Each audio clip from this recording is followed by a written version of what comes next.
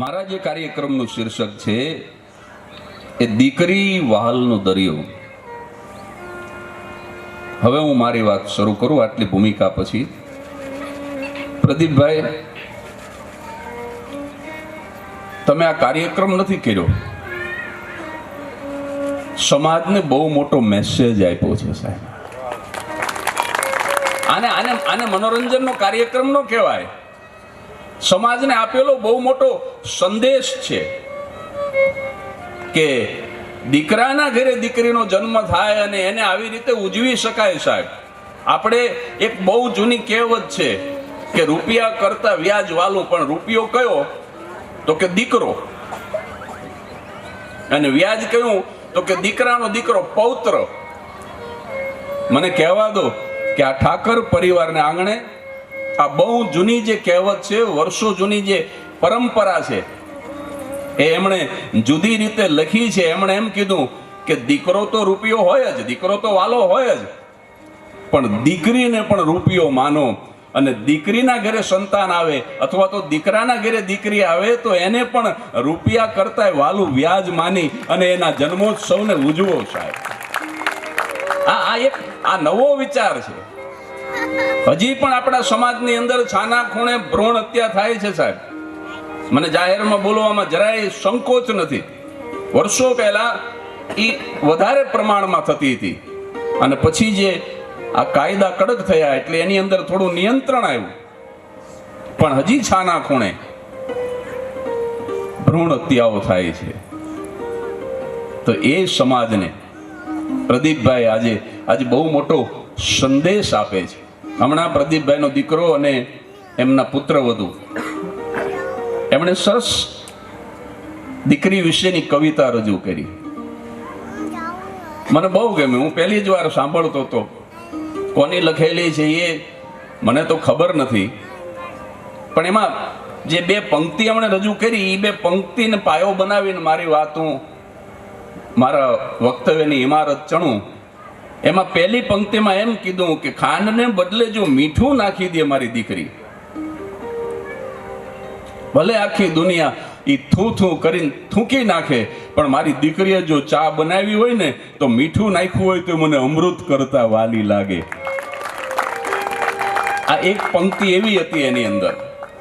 એનું કારણ એ છે કે દરેક પિતા માટે, પ્રદીપભાઈ ઠાકર માટે નહીં, મુકેશભાઈ અંબાણી માટે જ નહીં, પણ સાહેબ નાનામાં નાનો કોઈ કારખાનાનો મજૂર હોય, એક આ મને બહુ ગમ્યું પ્રદીપભાઈ, તમે આ દીકરીઓ જે છે તમારા કારખાનામાં જે કામ કરે છે એ, અને જે આ ભાઈઓ છે જે તમારા કારખાનામાં કામ કરે છે, એને તમે બે બાજુ આગળ બેસાડ્યા ને, એ મને બહુ ગમ્યું સાહેબ. આ વાત પણ તાલીઓથી વધારવા જેવી વાત. તમે એમને આગળ બેસાડ્યા, નહીતર એ તો હાવ ઝાંપે જ ઊભા હોય. પણ તમે એને પાસે આગળ બેસાડ્યા એટલું જ નહીં, ત્યાં હિંચકા પાસે ઉભા રહો. દીકરીઓ હું જોતો તો એને સંકોચ થતો, ઊભી નહોતી થતી દીકરીઓ, એને પરાણે ઊભી કરી કે તમે ત્યાં જાઓ, હિંચકા પાસે ઉભા રહો. આ સુશોભન તમે કર્યું છે. H.G. વેલ્સ નામના એક પશ્ચિમના લેખક હતા. આ વચ્ચે મને આ વાત અચાનક યાદ આવી ગઈ આ પ્રસંગને કારણે. અને એ પોતે ફર્સ્ટ ફ્લોર ઉપર રહેતા, અને એમના જે સર્વન્ટ હતા એ ગ્રાઉન્ડ ફ્લોરમાં રહેતા. તો કોઈકે H.G. વેલ્સને કીધું કે તમે ભલામણા આ ઉંમરે હવે આ ઢીચણ જતા રહ્યા છે ને તમે પગથિયા ચડીને રોજ ચડો ને ઉતરો ને ઉપર જાઓ, અને આ તમારા જે સેવકો છે, નોકર શબ્દ બોલવો નથી ગમતો મને, પણ તમારી જે સેવા કરે છે એ બધા ગ્રાઉન્ડ ફ્લોર ઉપર છે, એનું શું કારણ? અને ત્યારે H.G. વેલ્સની આંખના ખૂણા ભીના થયા હતા, અને એમણે બહુ સરસ જવાબ આપ્યો હતો કે એટલા માટે હું મારા સેવકોને આગળ રાખું છું કે મારી મા પણ આવી જ રીતે એક અમીર પરિવારની નોકરાણી હતી. મેં મારી માને સેવા કરતા જોઈ છે, એટલે આ સેવકોની અંદર મને મારી મા દેખાય છે. પ્રદીપભાઈને આ દીકરીઓની અંદર પણ એની દીકરીઓ દેખાતી હશે. આ જે યુવાનો બેઠા છે એની અંદર એને એના નાના ભાઈ કે એના દીકરા દેખાતા હશે, એટલે એને આગળ રાખ્યા બધાને કે તમે આગળ બેસો. પદ્મશ્રી શાહબુદ્દીન રાઠોડ સાહેબ તમારી પાછળ જ બેઠા જો, આનાથી મોટું સન્માન કયું હોય સાહેબ? તમારા શેઠ માટે એકવાર તમે તાલી વગાડો બધા. એટલે આ ભાવના જે છે, ભાવના બહુ અગત્યની છે સાહેબ. નાનામાં નાનો માણસ હોય, હું વાત ઈ કરતો હતો કે કોઈ પણ પિતા માટે, પછી ઈ અમીર હોય કે ન હોય, ભલે ઈ ટંકનું લાવીને ટંકનું ખાતો હોય, પણ કોઈ પણ પિતા માટે સાહેબ એની પુત્રી હંમેશા રાજકુંવરી જ હોય છે.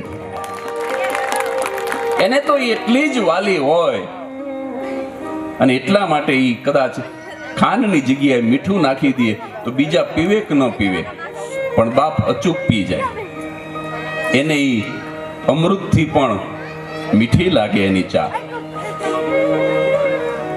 અને બીજી એક પંક્તિ એની અંદર આવી, બસ ભીલા, બસ બસ પતે પછી આ મોબાઈલ અમારું લોહી બહુ પી ગયા.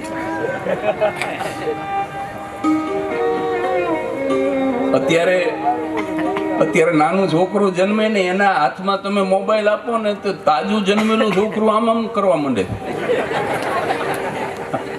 આ તે વાત નો કરી હોત ને તો આ હાસ્ય નો આવે. આ ગંભીર પ્રસંગમાં હાસ્ય લાવી દીધું. તે આનો પગાર વધારી દીજો.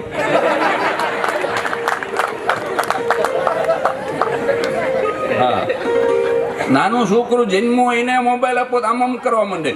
હવે એને કેવી રીતે ખબર પડે કે આમ કરવાનું છે?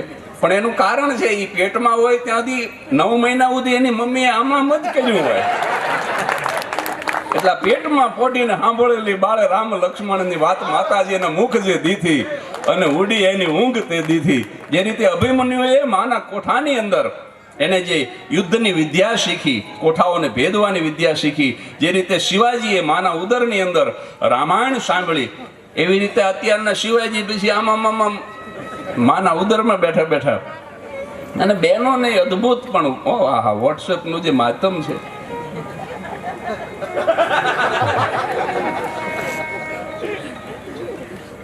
વોટ્સએપ અને ડાયપર આ બે હાવ હરખા હો, મોઢાનો બગાડતા હાવ હરખા. What is the similarity between WhatsApp and diaper? તો સામ્ય એ છે કે બેમાં થોડી વારે જોતા રહેવું પડે, કઈ આવ્યું કે નહીં, કઈ આવ્યું કે નહીં. અને વોટ્સએપમાં આવે તો બહેનો રાજી થાય ને ઓમાં આવે તો મોઢું બગાડે. ખરેખર તો ઈ જરૂરી છે આના કરતા. હા, હમણાં હું જોતો હતો માનુશ્રીને શ્રુતિ એને સરસ રીતે તૈયાર કરતા હતા ત્યારે હું જોતો હતો અહીંયા જ હુવડાવીને. હું આવું બધું ઝીણું ઓબ્ઝર્વેશન બહુ કરું. એટલે વાત હું એ કરતો હતો. બીજી પંક્તિ એમાં એમ કીધું આ કવિતાની અંદર કે દીકરીને સમુદ્રની ઉપમા પણ નહીં આપીએ. દીકરી વાલનો દરિયો, એટલા માટે સમુદ્રની ઉપમા નહીં આપીએ કારણ કે દરિયો તો ખારો છે. દીકરીને પુષ્પની ઉપમા નહીં આપીએ કે મારી દીકરી સુમન જેવી સુવાસિત છે, પુષ્પ જેવી મૃદુ છે, ફૂલ જેવી કોમળ છે. પણ ના, એમાં એમ કીધું હાર્દિક અને શ્રુતિએ કે પુષ્પની ઉપમા પણ એટલા માટે નહીં આપીએ કારણ કે એ મુરઝાઈ જાય છે. ચંદ્ર ત્રીજી ઉપમા, ચંદ્રની ઉપમા પણ દીકરીને નહીં આપીએ કારણ કે ચંદ્રમાની અંદર કલંક છે. મારી દીકરી તો નિષ્કલંક છે, બેદાગ છે.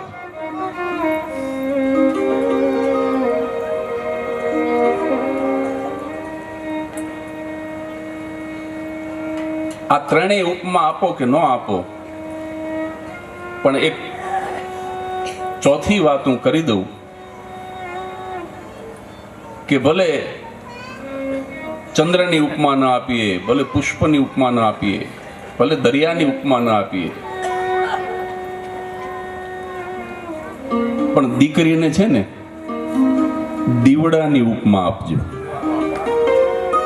દીપક, દીકરી દીવો છે.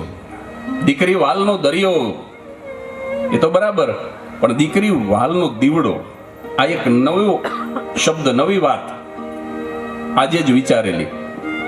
કારણ કે દીકરી કયા અર્થમાં દીવો છે સાહેબ? ઓસરી અને ઓરડાની વચ્ચે જે ઉંબર હોય ને એના ઉપર જો તમે દીવો મૂકો તો એ દીવો ઓરડામાં પણ અજવાળું આપે અને ઓસરીમાં પણ અજવાળું આપે.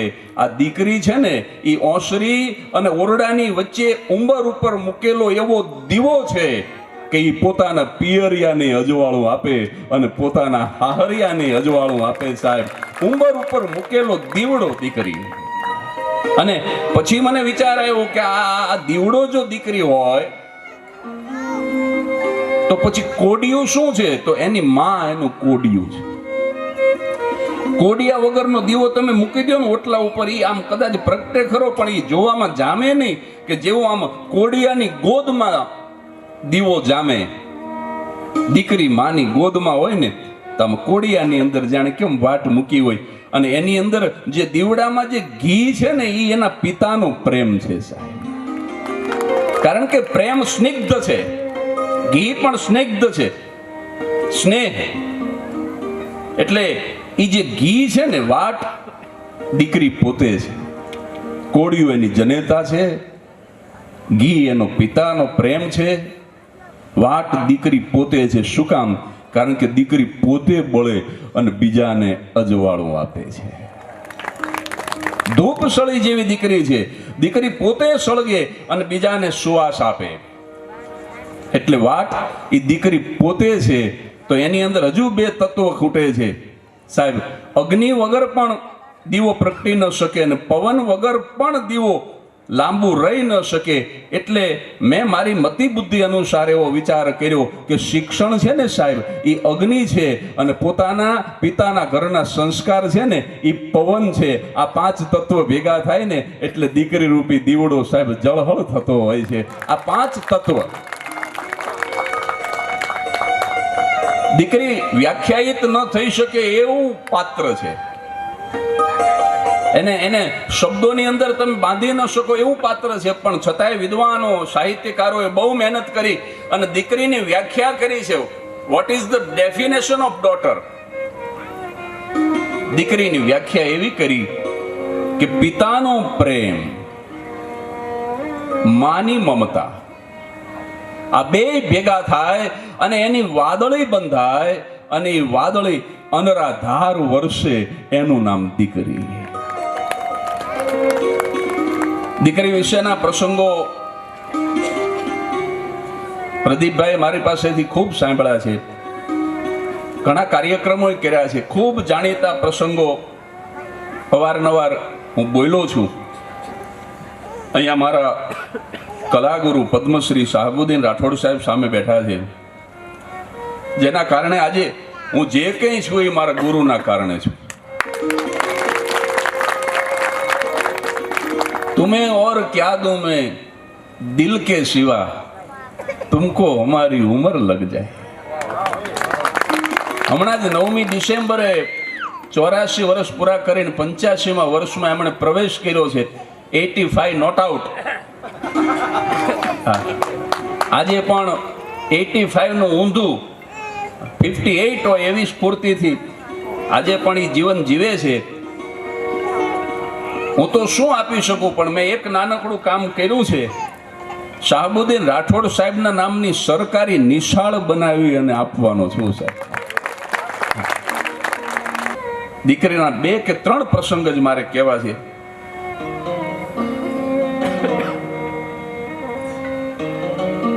દીકરી છે ને પ્રદીપભાઈ,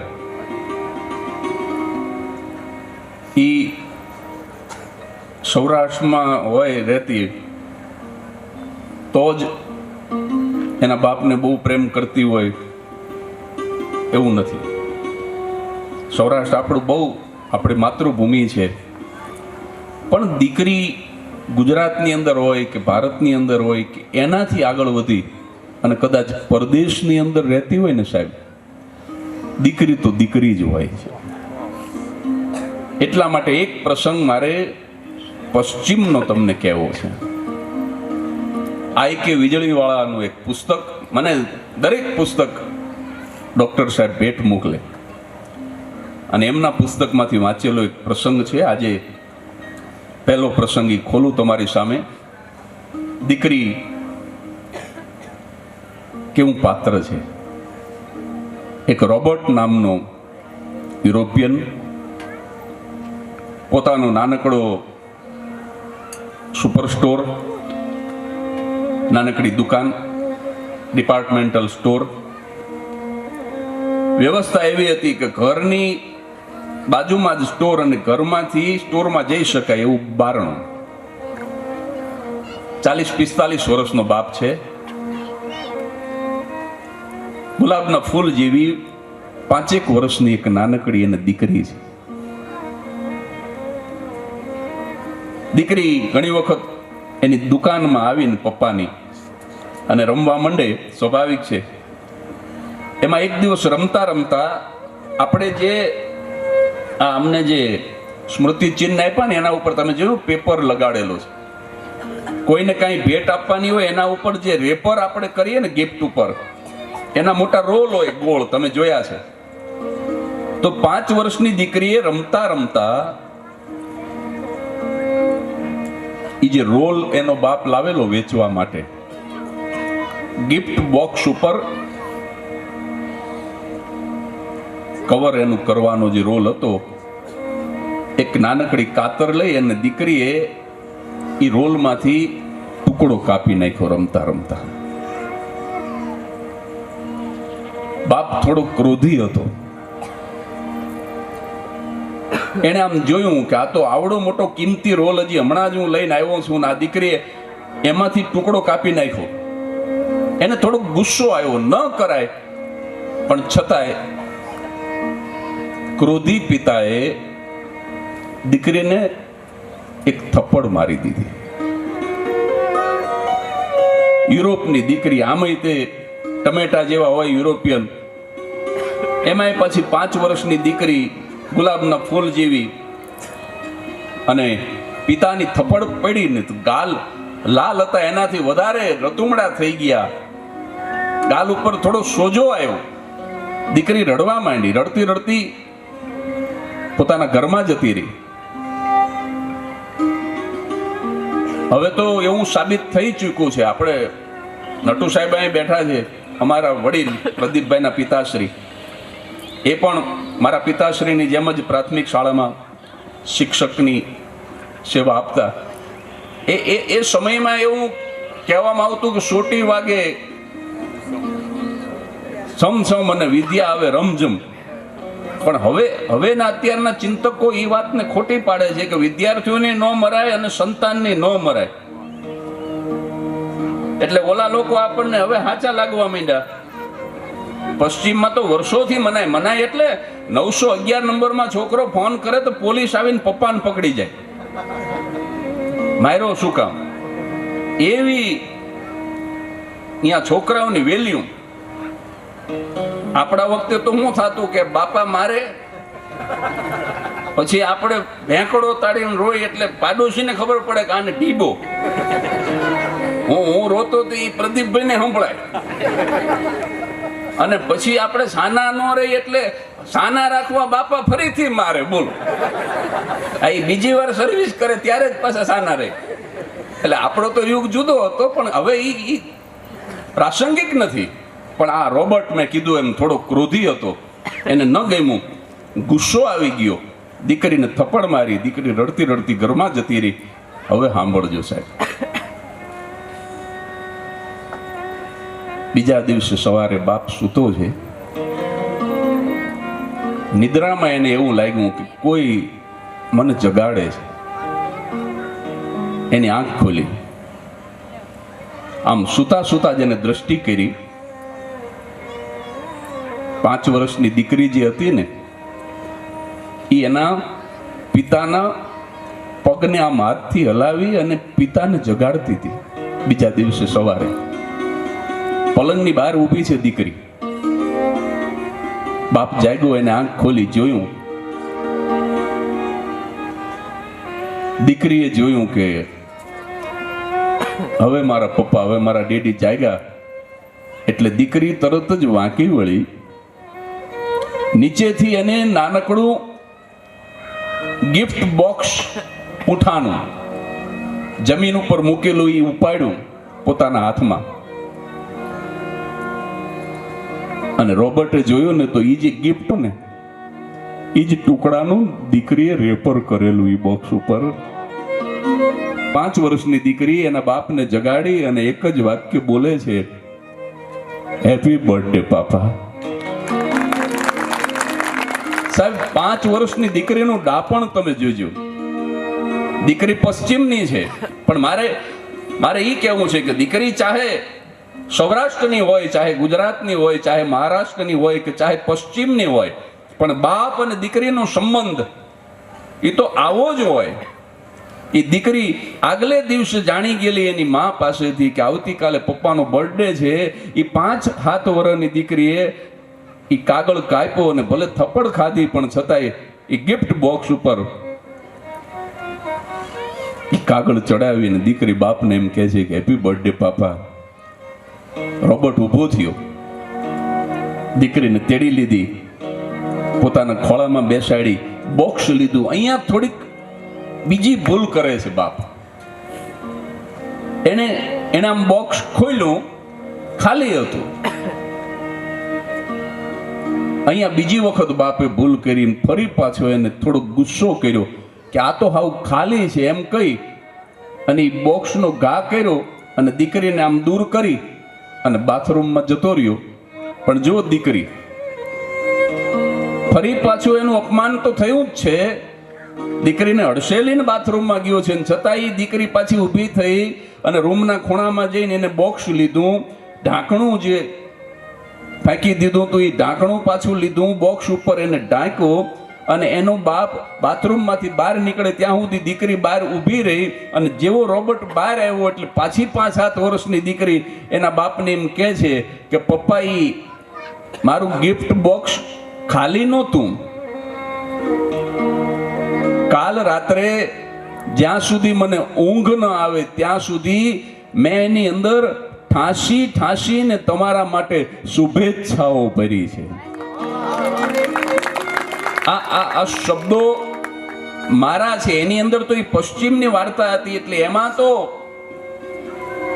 ચૂમીઓ ભરી છે એવું લખેલું છે, પણ મેં એને થોડું મારી રીતે બદલી અને હું રજૂ કરું છું. એ દીકરી એમ કહે છે રોબર્ટને, મેં તમારા માટે ચૂમીઓ જ્યાં સુધી મને ઊંઘ ન આવી ત્યાં સુધી એમાં મેં ચૂમીઓ ભરી છે. અને હું એમ કહું છું કે દીકરીની એક ચૂમી છે ને એ સાહેબ એના પિતા માટે શુભેચ્છા નહીં, આશીર્વાદ બની જતી હોય છે. કોઈ બાપ જો એવું માનતો હોય કે મારી દીકરીને મેં સુખી કરી છે તો આ આજની તારીખ અને આજનો કાર્યક્રમ ને આ ક્ષણ હું બહુ જેને કહેવાય ને કે દ્રઢતાપૂર્વક, એમ દ્રઢતા, એક મક્કમતાથી હું માનું છું કે આ જગતનો કોઈ બાપ એની દીકરીને સુખી નથી કરતો. જગતની દરેક દીકરી એના બાપને સુખી કરવા માટે આવે છે. આ સનાતન સત્ય છે સાહેબ.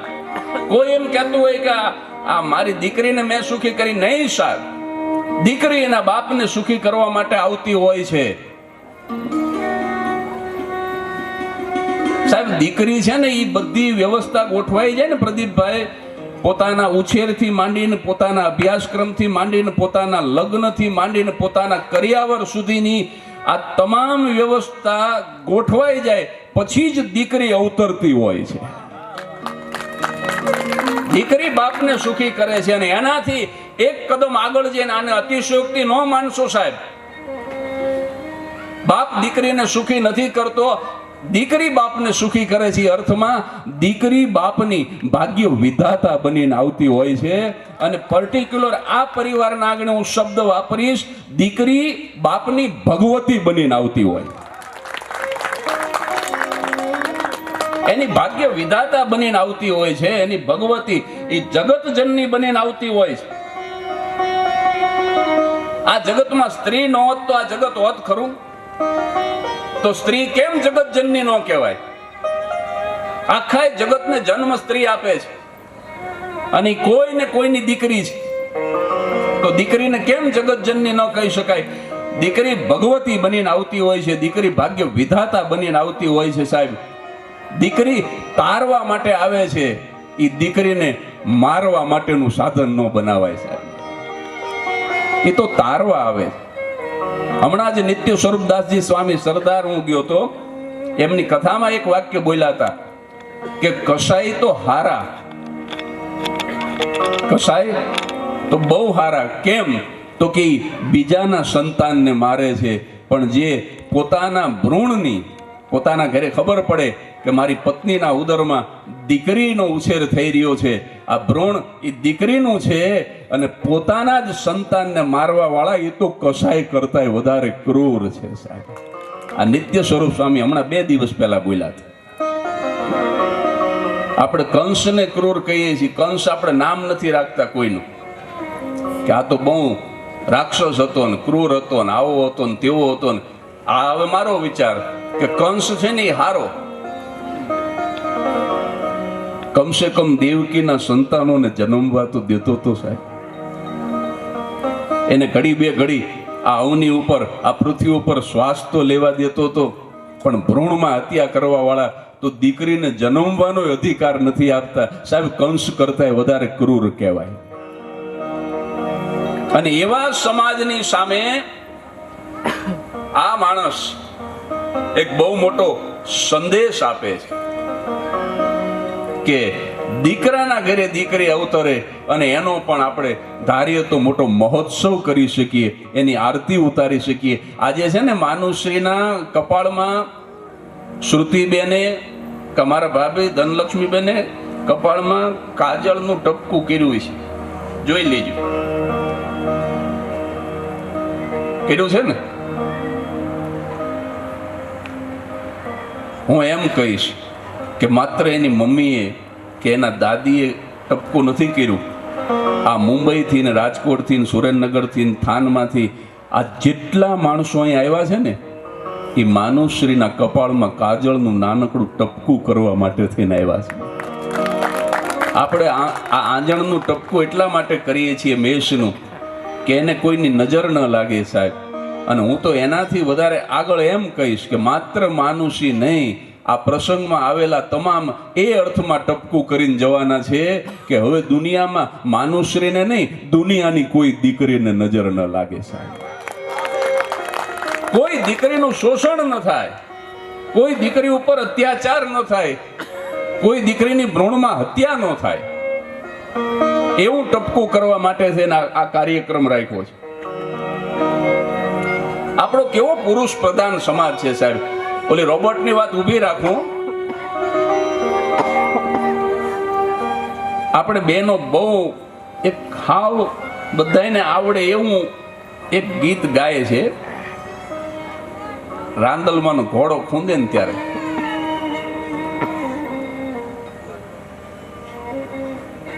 થોડો ગીકો આપજો. ગાવાનો મારો વિષય નથી, મારી યાર ગાવું હોય તો છોડજો બેનો. આ બધાએ ગાયું હોય છે ને 1000 વાર સાંભળ્યું હોય છે.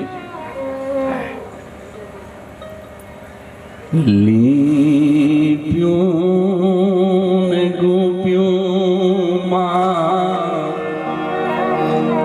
મારું આંગ,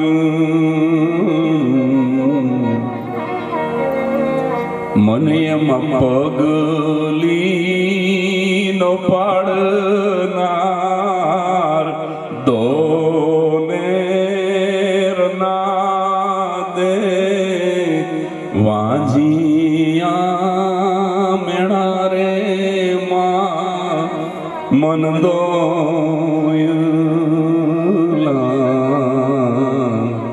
હવે આ ગીતની અંદર તમે એક માર્ક કર્યું, એમાં મને પગલી નો પાડનાર. જો આ કેવો પુરુષ પ્રધાન સમાજ છે સાહેબ. એમાં એમ કેમ નો લખ્યું પગલી ની પાડનાર દે, પગલી નો પાડનાર. આ ગીત જો પ્રદીપભાઈ ઠાકરે લખ્યું હોત ને તો સાહેબ એમ લખે કે એમાં મને પગલી ની પાડનાર દે, પગલી નો પાડનાર નહીં. અને દીકરી આવે ને, આ પરિવારની વાત નથી, બાકી દીકરી આવે એટલે સૌથી પહેલો વાંધો હાવું ને પડે. બોલો,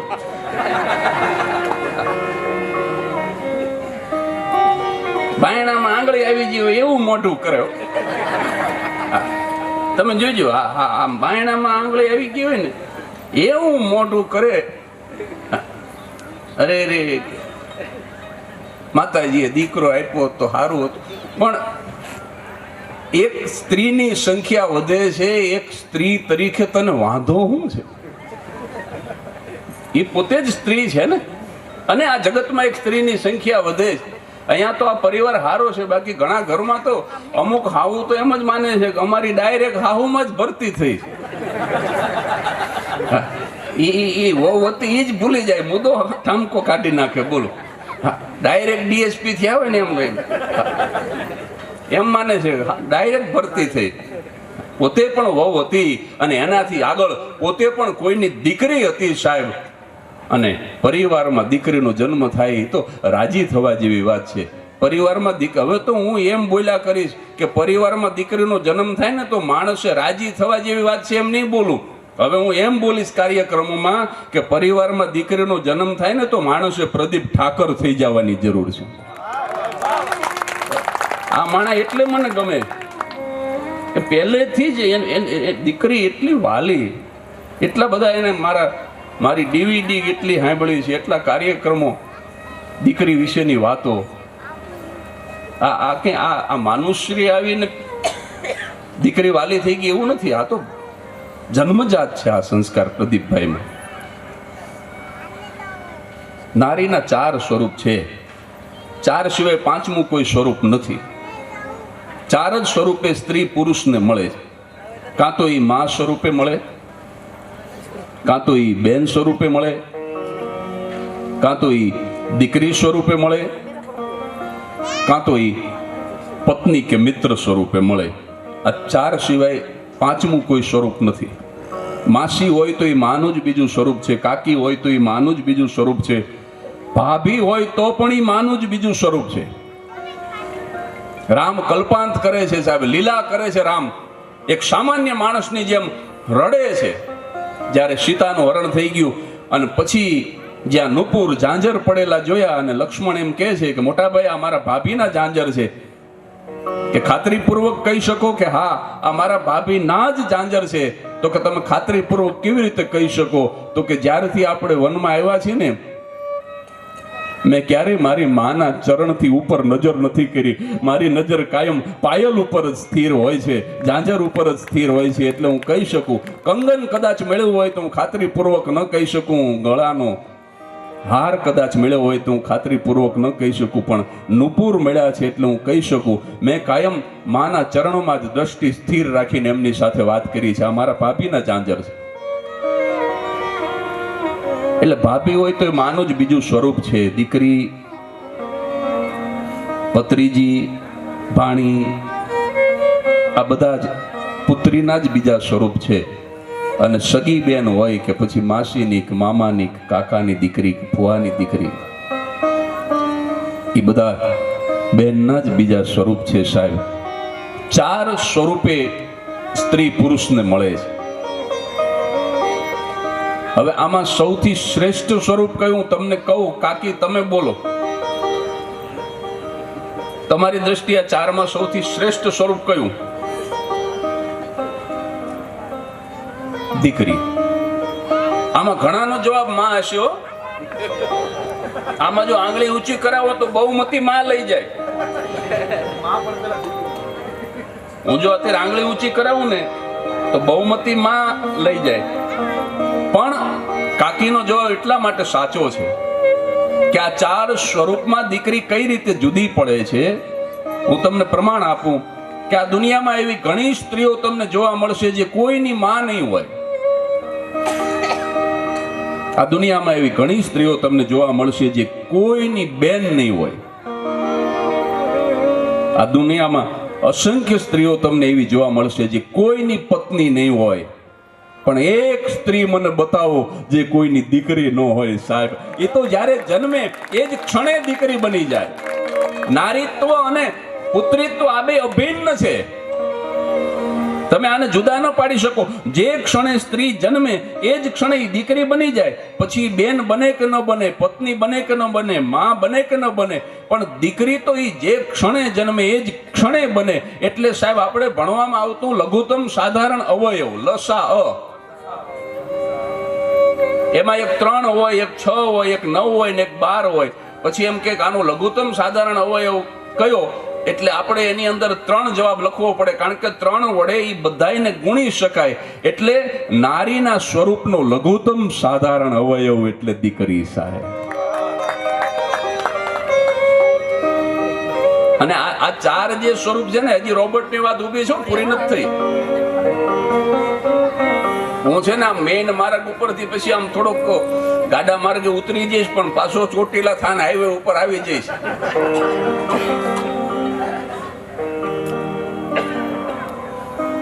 આ 4 સ્વરૂપમાં 2 સ્વરૂપ સ્વતંત્ર છે અને 2 સ્વરૂપ પરતંત્ર છે. કોઈની પત્ની થવું કે ન થવું એ સ્ત્રીના હાથની વાત છે. એવી જ રીતે કોઈની માતા થવું કે ન થવું એ પણ સ્ત્રીના હાથની વાત છે. પણ 2 પરતંત્ર સ્વરૂપ છે. કોઈની બેન થવું કે ન થવું એ સ્ત્રીના હાથની વાત નથી, અને એવી જ રીતે કોઈની દીકરી થવું કે ન થવું એ પણ સ્ત્રીના હાથની વાત નથી. આ 4 સ્વરૂપ રોબર્ટે ઢાંકણાનું ઘા કરી દીધું. દીકરીએ લઈ લીધું બોક્સ, એના ઉપર ઢાંકણું મૂક્યું. પાછી ખોબામાં ગિફ્ટ બોક્સ લઈને ઊભી રહી. એનો બાપ બહાર નીકળ્યો ત્યારે 5-7 વર્ષની દીકરી એમ કહે છે કે મારું ગિફ્ટ બોક્સ ખાલી નહોતું પપ્પા. કાલ રાત્રે હું હોઈ ગઈ ત્યાં સુધી મેં એની અંદર ઠાંસી અને શુભેચ્છાઓ મૂકી છે. મેં મારા આશીર્વાદ, મારા કિશિશનું મેં વિશેષ કર્યું. મેં મારી શુભેચ્છાઓ મૂકી છે. બાપને બહુ આઘાત લાગ્યો કે મેં કાલે એને થપ્પડ મારી દીધી, અત્યારે મેં એને અડસેલો માર્યો. હું મારી દીકરીની ભાવનાને સમજી ન આપ્યો. બહુ એને દુઃખ થયું. તરત જ દીકરીને આમ તેડી લીધી, એની માફી માંગી. દીકરીને કીધું બોલ તારે ક્યાં જવું છે, તું જે કે રેસ્ટોરન્ટમાં લઈ જવું, તું જે કે મેળામાં ચકડોળમાં બેસાડું, તું જે કે ગિફ્ટ લઈ દઉં. ખુશી ખુશી આખો દિવસ પસાર થઈ ગયો. એક દિન બેટી કે નામ કર્યો રોબર્ટે. પણ પછી બન્યું એવું પ્રદીપભાઈ, ન જાણું જાનકી નાથે સવારે શું થવાનું છે. 6 મહિના હજી પૂરા વીતા નહોતા અને 3 દિવસના તાવમાં એ દીકરી ગુજરી ગઈ. આખી વાર્તાનો પ્રાણ અહીંયા છે. એ દીકરી તો જતી રહી, પણ હવે સાંભળજો, દીકરીના ગયા પછી ક્યારેક ધંધામાં નુકસાન જાય, ક્યારેક કોઈક મિત્ર દગો કરે, ક્યારેક બાપને કોઈ શારીરિક પીડા આવે, આદિ વ્યાધિ કે ઉપાધિ, આ 3 માંથી કોઈ પણ પ્રકારની મુશ્કેલી જ્યારે રોબર્ટને આવે છે ત્યારે રોબર્ટ ચર્ચમાં નથી જતો. એ સીધો પોતાના ઘરે આવે છે, પોતાના બેડરૂમમાં આવે છે, બેડરૂમનું બારણું બંધ કરે છે અને પોતાના ઓશિકા નીચે રાખેલું સોનેરી કાગળ વીટેલું એની દીકરી નેન્સીનું ગિફ્ટ બોક્સ એ ઓશિકા નીચેથી કાઢે છે, એનું ઢાંકણું ખોલે છે